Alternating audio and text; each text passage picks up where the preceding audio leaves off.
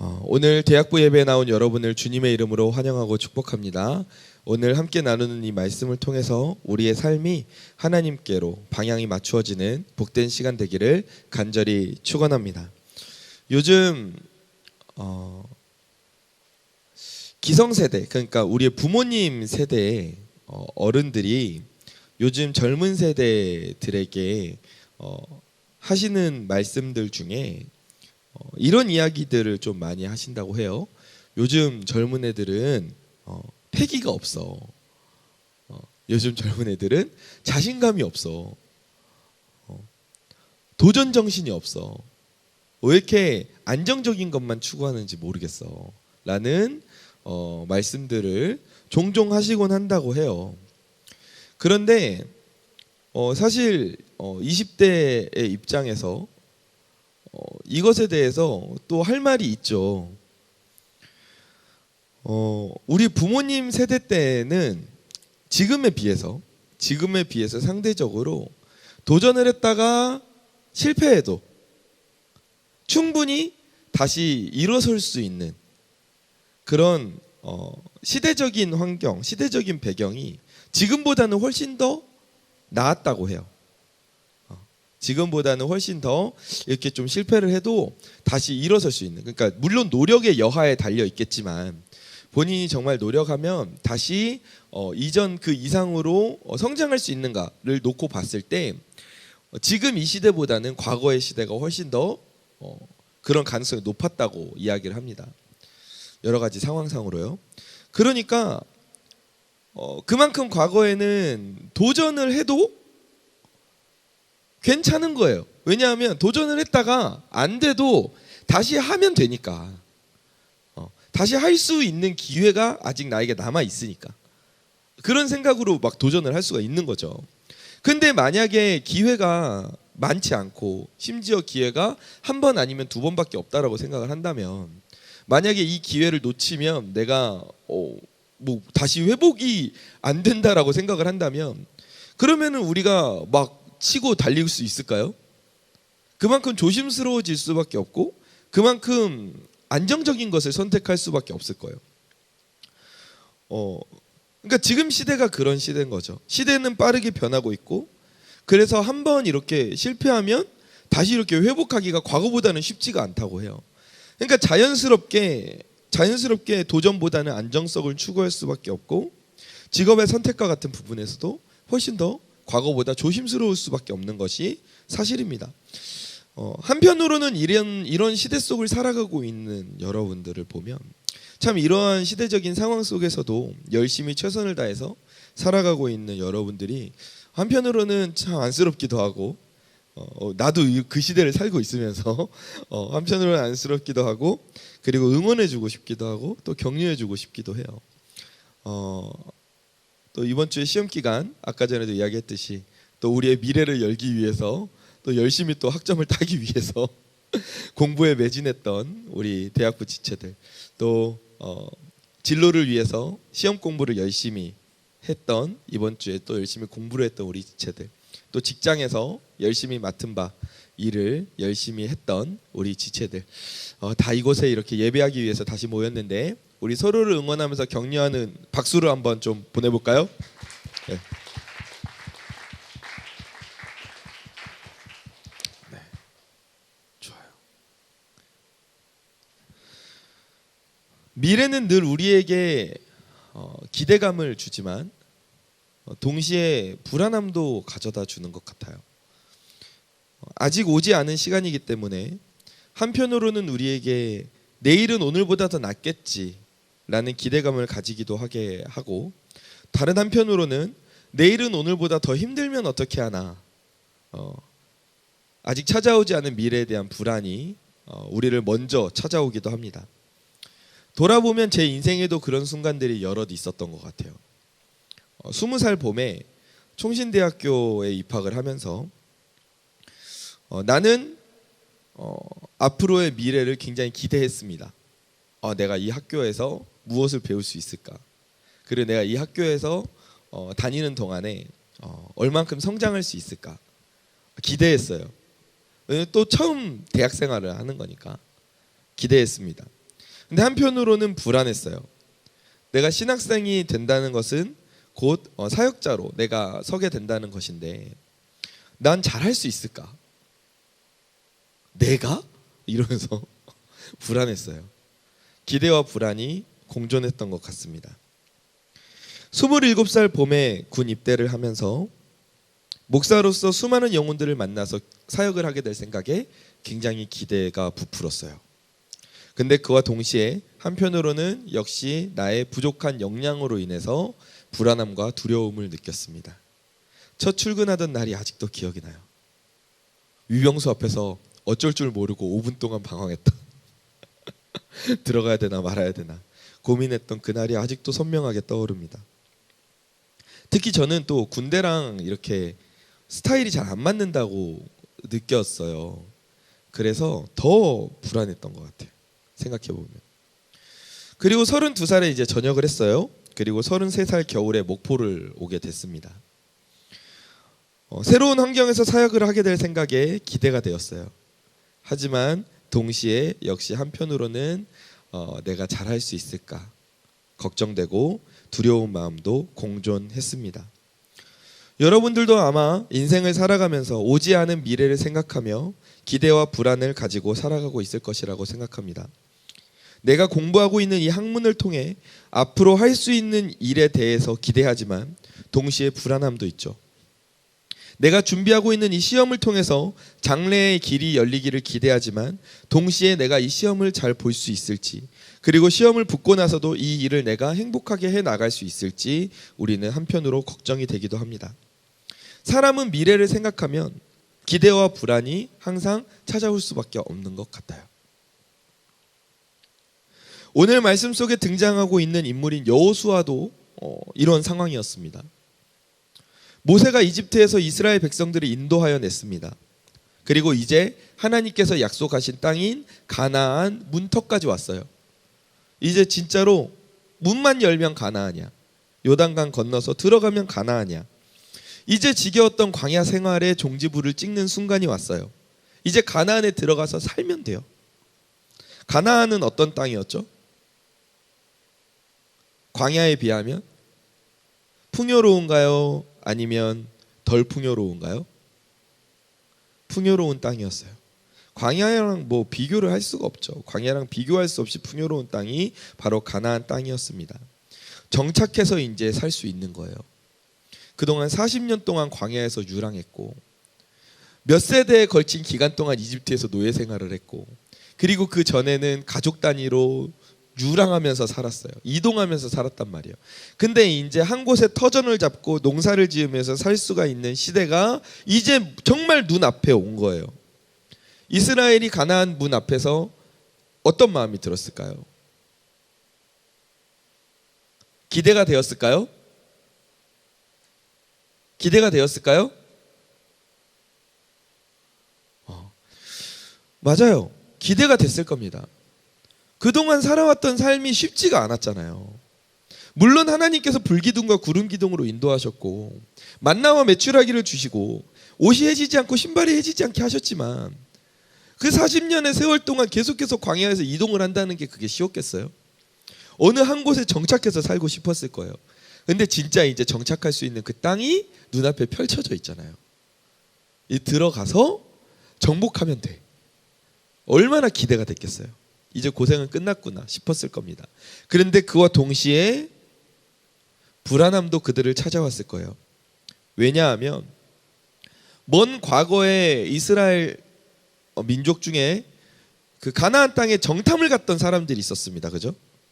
12명의 정탐꾼들이 있었는데 그들 중에 10명의 정탐꾼이 돌아와서 했던 말들이 있었어요. 무슨 말이었냐 하면 저 가나안의 민족은 우리보다 기골이 장대하고, 그리고 우리는 그 앞에다가 갖다 놓으면 진짜 메뚜기와 같이 보잘것없는 그러한 존재다.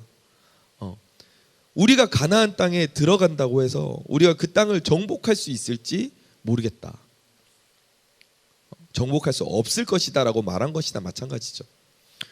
그래서 이 말을 듣고 백성들이 막 동요했잖아요. 물론 그 세대는 이제 다 광야에서 죽었고 그 후세가 지금 가나안 문턱에 있지만 그 이야기는 또 부모의 세대에서 또 자녀의 세대로 분명히 전달이 됐을 거예요. 부모의 세대가 자녀들에게 설명을 해줬겠죠. 우리가 지금 이 광야에서 왜 방황을 하고 있는가? 너가 태어나자마자 왜 이 광야에서 우리가 생활을 하고 있는가? 이것에 대해서 설명을 해주지 않았겠어요? 그러면서 그 설명에 반드시 필수적으로 포함이 됐던 것이 가나안에 갔던 12정탐꾼의 이야기였을 겁니다. 그러니까 이 2세대들도 기억하고 있을 거예요. 아, 가나안 민족 우리가 제대로 붙으면 반드시 깨질 수밖에 없는. 그러니까 지금 이스라엘 민족은 이 가나안 땅 문턱에서 기대와 불안이 공존하고 있는 상태인 거예요. 기대와 두려움이 공존하고 있습니다. 그런데 백성들만 그런 감정을 가진 것이 아니라 이 백성들의 리더인 여호수아 또한 그런 감정이 지금 사로잡혀 있어요. 여호수아는 출애굽을 한 이후에 모세의 보좌관과 같은, 모세를 수종들던 그런 사람이었습니다. 그러니까 옆에서 비서와 같이 모세를 챙기고 모세와 함께 다녔던 사람이에요. 그러니까 모세가 하나님과 교제하는 모습을 가장 가까이에서 계속해서 봐왔던 사람이 여호수아였을 겁니다. 그죠? 모세가 바위를 치고 모세가 물이 나오게 하고 그리고 홍해를 가르고 그 사이를 건너고 이러한 모든 이적과 놀라운 일들이 일어났을 때 가장 모세에 가까이에 있었던 사람이 바로 여호수아였을 겁니다. 하나님께서 어떻게 기적을 일으키시는지 그리고 모세가 어떻게 사역을 해왔는지 가장 가까이에서 봐왔던 사람이 역시 여호수아 이 사람이었을 거예요. 그런데 이제 광야 생활의 종지부를 찍는 하이라이트가 눈앞에 와 있는데 가나안 땅 문턱에 와 있는데 긴 여정의 끝이 보이는데 지금 이 상황에 모세가 없어요. 그동안 우리를 인도해왔던 모세는 이제 죽어서 없어요. 그리고 그 이스라엘을 이끄는 자리에 여호수아 본인이 서 있는 거예요. 이스라엘에게 있어서 정말 중요한 순간이에요. 기대가 되는 순간이에요. 이제 이 광야 생활이 끝났구나. 우리에게는 행복한 삶이 펼쳐지겠구나. 그런데 그 기대가 되는 순간, 그동안 광야에서 인도해 오셨던 하나님이 또 어떤 놀라운 일들을 펼치실지 기대가 되는 그 순간에 한편으로는 여호수아가 불안한 거예요. 두려운 거예요. 왜 두렵습니까? 모세에게 임했던 하나님의 영이 지금 나에게도 함께 하실까? 모세를 통해 나타났던 하나님의 능력과 지혜가 나를 통해서도 나타날까? 지금 여호수아는 가나안 문 앞에서 기대와 불안이 공존하는 상황에 놓여 있어요. 그 무엇보다 이 여호수아에게 지금 필요한 것은, 그의 인생에서 필요한 것은 앞으로 나아갈 수 있는 용기였습니다. 그에게 있어서 지금 가장 필요한 것은 용기였어요. 그렇다면 여호수아에게 필요한 이 용기는 어디에서 올 수 있을까요? 우리 인생에서도 이 여호수아가 용기를 얻고 나아갈 수 있었던 이 비결을 알게 된다면 기대와 불안이 공존하는 삶을 우리가 살고 있는 이 상황 속에서도 우리가 용기를 가지고 앞으로 나아갈 수 있지 않겠습니까? 여호수아의 비결을 좀 살펴보자고요. 여호수아의 용기는 어디에서 왔는가? 오늘 본문 6절 말씀에서 이렇게 나와 있습니다. 하나님께서 여호수아에게 말씀하세요. 뭐라고 말씀하십니까? 강하고 담대하라고 말씀하세요. 강하고 담대하라. 너는 내가 그들의 조상에게 맹세하여 그들에게 주리라 한 땅을 이 백성에게 차지하게 하리라 라고 말씀하세요. 여호수아에게 지금 강하고 담대하라고 말씀하십니다. 용기를 내라고 말씀하세요. 가나안의 입구에서 불안해하지 말고 용기를 내서 담대하게 나아가라고 말씀하세요. 그런데 하나님께서는 그냥 단순하게 여호수아에게 야 힘내, 그냥 한번 해봐, 야 가봐 빨리 가보라니까 이렇게 말씀하시지 않으셨어요. 여호수아가 용기를 내고 나아갈 수 있는 비결에 대해서 분명하게 말씀하시는데, 그 근거에 대해서 말씀하시는데 뭐라고 말씀하시냐 하면 본문 5절에서 하나님께서 이렇게 말씀하십니다. 너의 평생에 여호수아 평생에 너를 능히 대적할 자가 없으리니 내가 모세와 함께 있었던 것 같이 하나님께서 모세와 함께 있었던 것 같이 여호수아 너와도 함께 있을 것이다 라고 말씀하세요. 내가 너를 떠나지 않고 너를 버리지 않겠다라고 말씀하세요. 그러니까 강하고 담대하라라고 말씀하신 거예요. 그러니까 용기를 내라고 말씀하시는 거예요. 내가 모세와 함께 있었던 것처럼 나는 너와 함께 있을 것이다. 나는 너를 떠나지도 않고 버리지도 않을 것이다. 그러니 강하고 담대하라라고 말씀하시는 겁니다. 오늘 여호수아와 함께 하셨던 그 능력의 하나님께서 저와 우리 대학부 지체들에게 함께 하시기를 주님의 이름으로 간절히 소망합니다. 하나님께서 말씀하세요. 너와 백성들은 내가 약속한 이 땅들을 차지하게 될 것이다. 그러니까 용기를 내라. 앞으로 나아가라. 할 수 있다. 여호수아의 용기의 근원은 어디였습니까? 누구였습니까? 여호수아 자신이었나요? 아닙니다. 바로 하나님이었어요. 여호수아가 용기를 내어서 요단강을 건너 앞으로 나아갈 수 있었던 힘, 두렵고 불안함 가운데에서도 담대하게 나아갈 수 있었던 그 힘은 바로 하나님이었어요.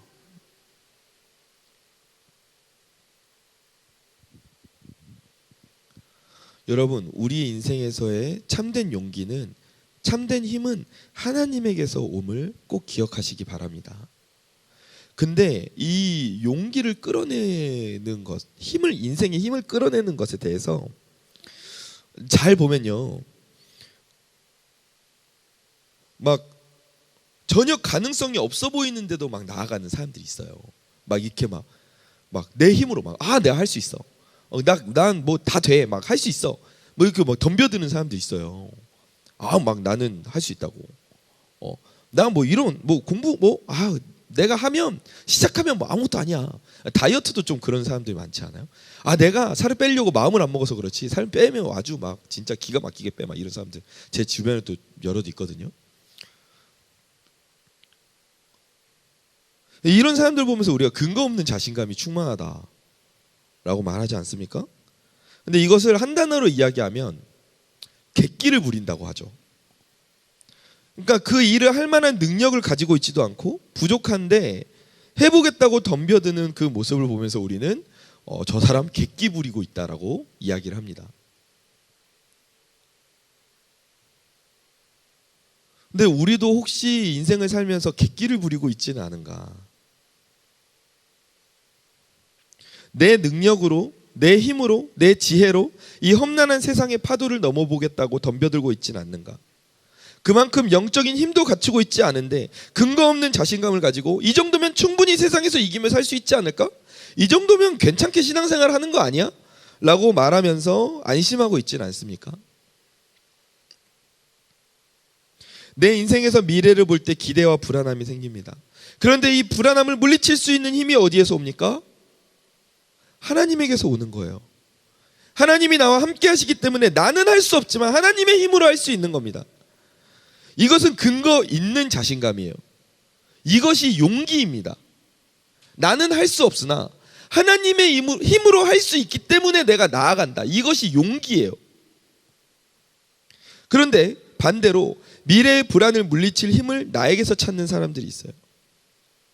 이건 근거 없는 자신감이죠. 이것을 보면서 객기라고 하는 거예요. 사랑하는 우리 대학부 지체 여러분, 지금 우리는 미래의 불안함과 두려움 앞에서 하나님과 함께하는 용기를 가지고 나아가고 있습니까? 아니면 나의 힘으로 나아가 보려고 하는 객기를 부리고 있지 않습니까? 여러분, 객기로는 절대 앞으로 나아갈 수 없습니다.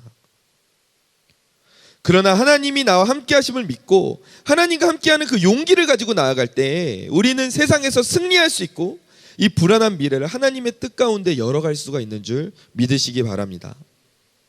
하나님과 함께 용기를 가지고 미래를 향해 나아가는 우리 대학부 지체들이 되기를 주님의 이름으로 간절히 축원합니다. 여호수아가 용기를 얻을 수 있는 것은 하나님께서 그와 함께 하셨기 때문이었어요. 그래서 그 두렵고 불안한 상황 앞에서도 용기를 가지고 강하고 담대하게 나아갈 수 있었던 겁니다. 그렇다면 어떻게 우리가 하나님과 함께 할 수 있는가? 그걸 알아야죠. 하나님과 함께 할 때 용기를 얻게 되고 세상을 이길 힘을 얻잖아요. 그러니까 하나님과 어떻게 하면 함께 할 수 있는가를 우리가 살펴봐야 되거든요. 하나님께서는 이어지는 7절과 8절 말씀에서 그 비결에 대해서 말씀하고 계세요. 우리 한번 7절 8절 말씀 함께 읽어보도록 하겠습니다. 오직 강하고 극히 담대하여 나의 종 모세가 너에게 명령한 그 율법을 다 지켜 행하고 우로나 좌로나 치우치지 말라. 그리하면 어디로 가든지 형통하리니라고 말씀하세요. 하나님께서 제시하고 계시는 길이 있어요. 그게 뭡니까?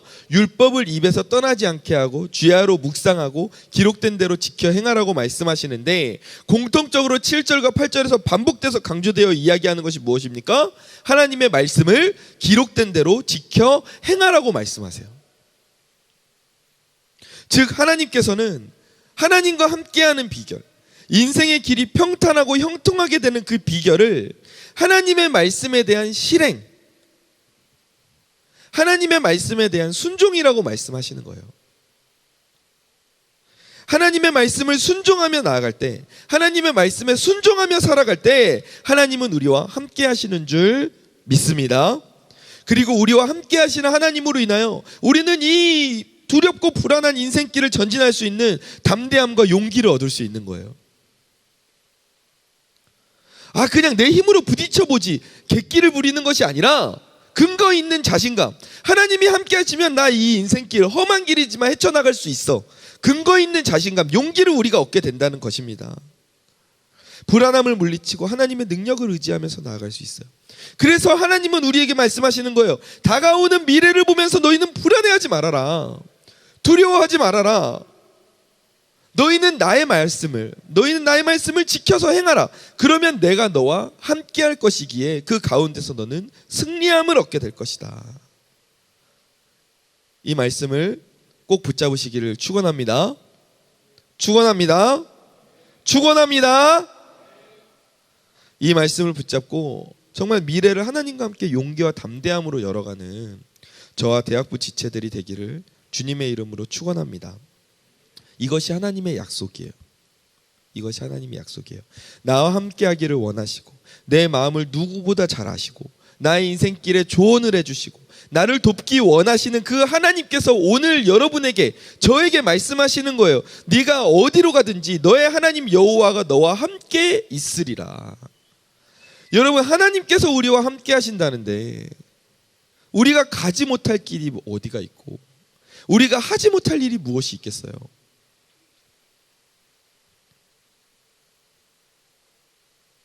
시편 23편에서 다윗이 고백합니다. 1절 뭐죠?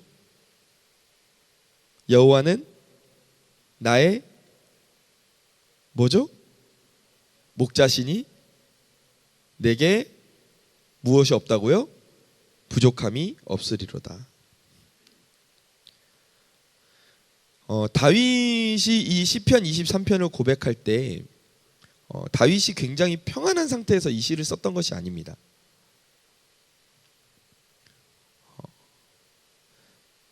들판에서 양을 치고 있었고, 그 들판에서 양을 친다는 것은 뭐 지금처럼 이렇게 잘 갖춰진 뭐 대관령 양떼 목장에서 양을 치는 게 아니에요. 야생 동물들이 돌아다니고 양을 해치려고 덤벼들고, 양만 해침을 받는 것이 아니라 목자까지도 해침을 받을 수 있는, 내 생명까지도 위험을 받을 수 있는 그런 상황 속에서 다윗은 살아가고 있었어요. 얼마나 불안했겠어요. 들판에서 양을 지키면서 잠을 잘 때 그게 잠을 자는 것 같겠어요? 양 물어가는 건 고사하고 내가 물려 죽을 수도 있는데 그 불안함 속에서 이게 깊은 잠을 잘 수 있었겠어요? 네. 못 잤을 것 같다고 말하잖아요. 지민이도. 그런데 이 불안한 삶 속에서 다윗이 찬양하는 것이 무엇이냐 하면 여호와는 나의 목자시라는 거예요. 목자는 양을 떠나지 않습니다. 하나님께서 지금 나와 함께 하시고 계시다는 거예요. 임마누엘, 하나님을 찬양하고 있는 거예요. 그 불안함 가운데에서 하나님이 지금 나와 함께 하시잖아, 이것을 지금 고백하고 찬양하고 있는 겁니다. 양은 세상에서 가장 연약하고 전투력이 0이지만 목자가 있는 양은 세상에서 가장 편안하고 행복한 존재예요. 양은 목자만 있으면 돼요. 그러면 걱정할 것이 하나도 없어요. 때가 되면은 풀밭으로 인도해줘서 풀 먹으라 그러고, 때가 되면 물가로 인도해서 물 먹으라 그러고, 야생동물이 으앙 하고 잡아먹으려고 그러면 목자가 나타나서 지켜주고, 양이 걱정할 게 뭐가 있어요? 근데 하나님이 나의 목자가 되어주신다는 거예요. 어떠한 환난과 위기가 닥쳐도 나는 목자가 있는 양처럼 걱정할 것이 아무것도 없는 겁니다. 왜요? 목자 대신 하나님께서 나를 보호하시고 지금 나를 가장 좋은 길로 인도해 주실 것이기 때문에, 하나님께서 지금 나의 목자가 되셔서 나와 함께하고 계신다는 그 한 가지만으로도 그리스도인들의 삶에는 용기가 넘쳐날 수 있는 거예요. 자신감이 넘쳐날 수 있는 겁니다. 이것이 그리스도인이 가져야 되는 자아 정체성이에요. 나는 연약하지만, 내가 잘난 것이 아니라 나는 연약하지만 나와 함께 계시는 하나님이 크고 강하시기 때문에 나는 두려울 것이 없다. 내가 하나님과 함께 나아가면 나는 두려울 것이 없다. 이러한 용기는 근거 없는 자신감이 아니라 분명한 그리스도인의 자아 정체성이고 분명한 신앙 고백인 거예요. 사랑하는 우리 대학부 지체 여러분, 이 불안함이 많은 세상 속에서, 미안합니다. 내가 자꾸 이 세상이 불안하다고 말을 해야죠. 미래가 불안하다고 자꾸 말을 해서 미안해요. 하지만 이 세상 속에서 나의 힘과 지혜를 의지하면서 살아간다는 것은 정말로 객기를 부리는 거예요. 나의 미래는 내가 알 수도 없는데 뭘 내가 어떻게 책임을 지겠다는 거야. 책임질 수 없어요. 하지만 하나님께서는 나의 미래를 알고 계시고, 그리고 지금도 나를 가장 선한 곳으로 채우시기를 원하고 계시잖아요. 그러니까 목자 대신 하나님께 우리의 인생을 의지하고 동행하면서 살아간다면, 지금 내 인생 앞에 안개가 펼쳐져 있고 흑암 속이 펼쳐져 있을지라도 내가 그 안으로 담대하게 발을 내디딜 수가 있는 거예요. 세상을 살아갈 진정한 용기가 하나님과 함께 동행함으로 우리가 얻게 되고 누리게 되는 겁니다. 그 용기가 어디에서 옵니까? 하나님과 동행하면서 옵니다. 하나님과 어떻게 동행할 수 있습니까? 하나님의 말씀을 묵상하고 지켜 행함으로 얻을 수 있습니다. 암송 축제가 얼마 남지 않았습니다. 11월 마지막 주죠. 몇 주 안 진짜 몇 주 안 남았네요. 암송하고 있나요? 제가 정말 놀라운 사실을 발견했습니다. 대학부 지체들 중에 그 말씀 수첩에 오타가 있음을 신고하는 지체들이 아무도 없더라고요. 오타가 꽤 있었는데. 네. 외우고 있죠? 알아서 잘 고쳐서. 여러분, 말씀 암송을 왜 하라고 하겠어요? 여러분들 괴롭히려고 말씀 암송 축제 하겠어요? 목사님, 말씀 암송과 축제는 너무 안 어울리는 단어 아닌가요? 말씀 암송이 어떻게 페스티벌이 될 수 있나요? 페스티벌이 될 수 있죠. 왜요? 말씀을 내가 알아야 그 말씀을 지켜 행할 거 아니에요. 하나님과 함께하는 비결이 암송에서부터 시작을 하고 하나님의 말씀을 듣고 배우는 것에서부터 출발을 하잖아요. 그러니까 축제지. 내가 삶을 살아갈 수 있는 용기와 지혜가 말씀 암송과 말씀을 배움으로부터 시작을 하는 건데, 그러니까 말씀 암송 축제죠. 여러분, 괜히 여러분들 막 괴롭히려고 여러분 두뇌 개발하라고 암송 축제 하는 거 아니에요. 여러분 한 사람 한 사람의 삶이 하나님과 동행하고 그러함을 통해서 용기를 얻고 이 험난한 세상을 헤쳐나갈 힘을 얻고 함께 나아가자고 암송하라고 하는 거예요. 아멘. 아멘을 너무 안 하는데? 아멘. 아멘. 그러니까 암송 축제 때문이 아니더라도 여러분 말씀을 소중히 여기고, 그리고 이 청년의 때에 내 인생의 가이드라인이 되어주는 말씀을 암송하세요. 저는 신학교를 가면서 받았던 말씀이 있어요. 일어나라 빛을 발하라. 이는 내 빛이 이르렀고 여호와의 영광이 내 위에 임하였습니다. 저는 신학교를 갈 때 이사야의 말씀을 받았거든요. 근데 그 말씀이 인생을 살아가면서 제 인생의 순간마다 굉장히 큰 힘이 되어 주었어요. 두려움과 불안함 속에서 이겨낼 수 있는 힘이 그 말씀에서 오더라고요. 이건 제가 체험한 일이에요. 그러니까 여러분도 그렇게 해보세요. 말씀이 함께할 때 말씀을 묵상하고 지켜 행함으로 하나님과 함께 동행할 수 있고, 하나님과 동행할 때 여러분의 삶에 이길 수 있는 용기가 주어지는 줄 믿으시기 바랍니다. 여러분, 아무리 해도 용기가 나지 않습니까? 아무리 해도 목사님 저는 용기가 안 나요. 이 세상 어떻게 살아가야 될지 모르겠어요.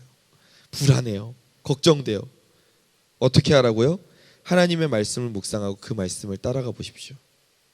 그 말씀을 통해 하나님과 동행함을 누리고, 그리고 하나님과 동행함을 누리는 자에게는 하나님께서 그 인생에 이길 수 있는 힘, 용기를 반드시 주십니다. 이 험난한 세상을 헤쳐나갈 힘을 얻게 되는 거예요. 하나님과 동행할 때 우리의 불안과 두려움과 초조함은 모두 떠나가게 될 줄 믿으시기 바랍니다. 하나님과 함께 싸우면 이기지 못할 것이 없음을 믿으시기 바랍니다. 아멘.